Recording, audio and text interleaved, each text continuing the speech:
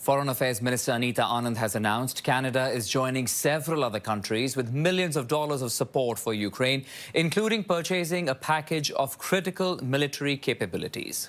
Canada's contribution to this Pearl package is $200 million, bringing our overall contribution to over $890 million.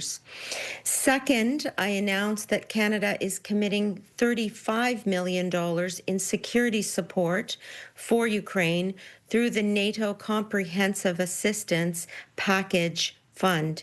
This brings Canada's contribution for the CAP, which is what it's called, to a total of $180 million.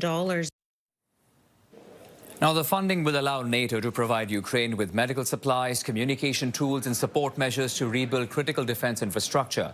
Global Affairs Canada says the government has committed nearly $22 billion in funding for Ukraine since Russia invaded the country in 2022. U.S. Secretary of State Marco Rubio spoke on Fox News about the efforts to broker a peace deal between Russia and Ukraine and the remaining sticking points in negotiations.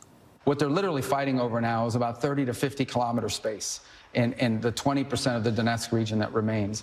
And so what we have tried to do, and I think have made some progress, is figure out what can the Ukrainians live with that gives them security guarantees for the future, they're never going to be invaded again, allows them not just to rebuild their economy, but to prosper as a country. So what can Ukraine agree to, given all the dynamics that I've just described, and what will Russia agree to?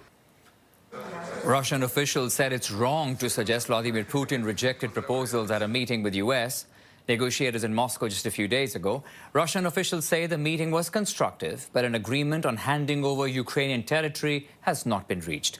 Meantime, Ukrainian President, that's Volodymyr Zelensky, says his aides are preparing for their own meeting with the Trump administration in the U.S.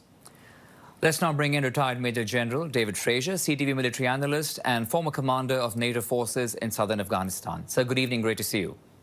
Okay, good to be with you.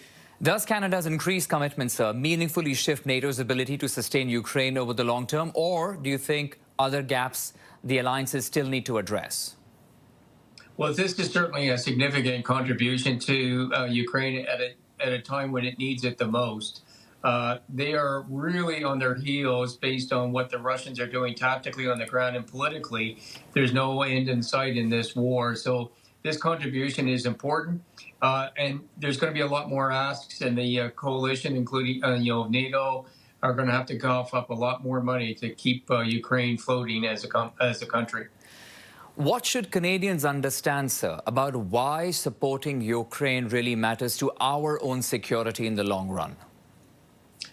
Just look at what Putin said in response to questions. If he doesn't want a war, but if Europe wants a war, he's prepared to have a war. He's demonstrated his intent on the ground in Ukraine over all these years. And if we don't defend ourselves against Russia, Russia will be sitting on the borders of Germany, Poland, and elsewhere, and looking at going in there because we will have not shown the resolve to defend ourselves.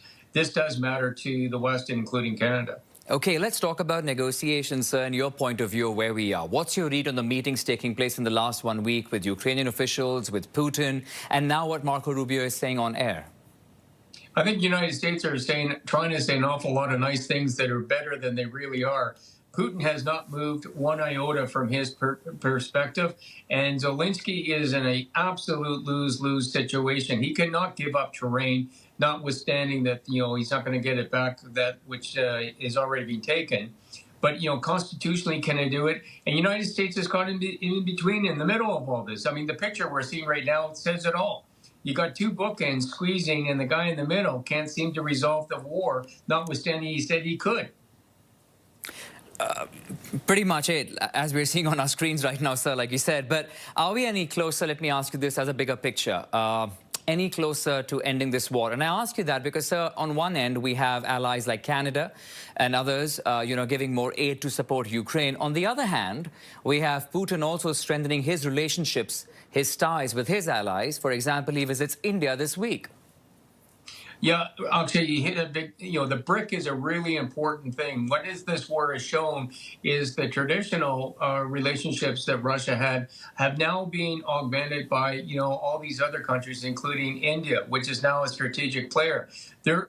we are nowhere closer to ending this war, which means it's going to drag on. And Russia is vying for new relationships that make the world even more dangerous than it ever has been before. And to your earlier question, there's a threat to our north with Russia and China.